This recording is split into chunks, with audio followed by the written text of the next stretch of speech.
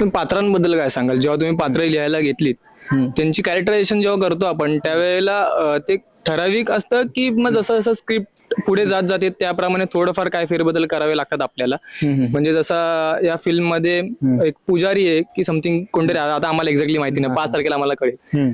पण तो पुजारी तसा कॅरेक्टर आहे त्याचं, ते कॅरेक्टर डिझाईन करताना आपण सुरुवातीपासून एक विजन ठेवतो की हा पुजारी असाच पाहिजे, असाच बोलणार किंवा एवढ्याच एजचा आहे. ते प्रत्येक कॅरेक्टर जेव्हा डिझाईन करतो त्यावेळेला त्यांचं ठरलेलं असतं का एज ग्रुप, की हाच एज ग्रुपचा पाहिजे, याच्यावर मोठा असला तर मग थोडं कॅरेक्टर म्हणजे थोडंफार त्याचे डायलॉग बदलतील, मग अर्थ बदलेल, असं काय असतं का? एकतर मी फिल्म सुरू करण्याच्या अगोदर 1 वर्ष तर रिसर्चच करत होतं की मला कोणत्या पद्धतीचा सिनेमा करायचा. तर जेव्हा ठरलं, आम्ही 1 वर्ष फिल्म बघत होतो की ज्या मला आवडतात त्याच्यामध्ये काय खासियत होती, ही फिल्म का चालली असेल, लोकांना का कनेक्ट झाली असेल. तर मेन मला त्यातले कॅरेक्टर्स मला जास्त भावले होते आणि मी त्या कॅरेक्टर्स थ्रू त्या फिल्ममध्ये गेलो होतो. तर माझा सिनेमा कॅरेक्टर्स जी कॅरेक्टर्स मी लिहिणार होतो ती एवढी स्ट्रॉंग असली पाहिजे होती की त्या फिल्मला घेऊन जातील.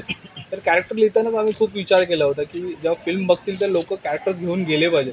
जसं आपण शोले सिनेमाचं नाव ऐकलं तरी पण आपलं सांबा, गब्बर हे कॅरेक्टर्स आठवतात.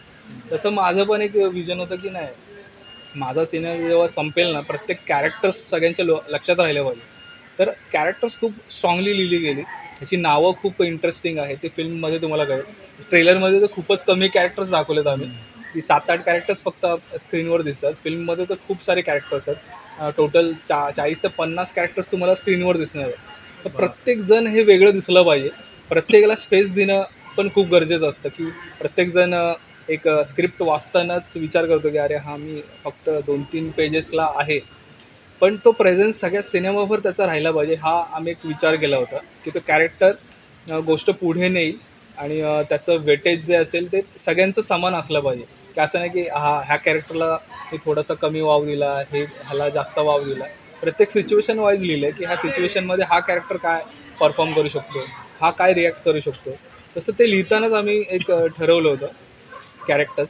ते ऑन फील्ड काही चेंज झालेच नाहीत. कारण की मला माहिती होतं, कारण की मी एका विश्वासच्याच कॅरेक्टरबद्दल सांगेन, की सायराज हे कॅरेक्टर लिहिताना मला डोक्यात होतंच, की विश्वास हे परफॉर्म करणार आहे. तर विश्वाससोबत मी बोलताना त्याचे काही शब्द आहेत, की इज इट? तर काही बोलला ना, की मी त्याला "काय रे हे मस्त आहे ना हे आश्रम?" तर तो "इज इट?" हा बोलायचा. तर ते आता वेगळं लिहिण्यापेक्षा तो त्याच्या आतमध्ये आहेच ना ते शब्द. तर ते आम्ही यूज केले. मग ते नॅचरल वाटलं, की त्याला ते बोलताना असं नाही वाटलं, की हा काहीतरी भलतंच, त्याची देहबोली वेगळीच आहे आणि हा तोंडून काहीतरी वेगळंच बोलतोय. तर प्रत्येक ह्याचं तेच झालं. कारण की माझे मित्रमंडळीच असल्यामुळे फिल्ममध्ये, तर मला ते सोपं झालं, की आता ह्याचं कॅरेक्टर काय बोलणार, ते मी शब्दांमध्ये आगरी कॅरेक्टर आहे, तर ते शब्द मी तसंच लिहिले गेले. तर त्यांना पण सोपं गेलं त्या कॅरेक्टरमध्ये जाण्यासाठी.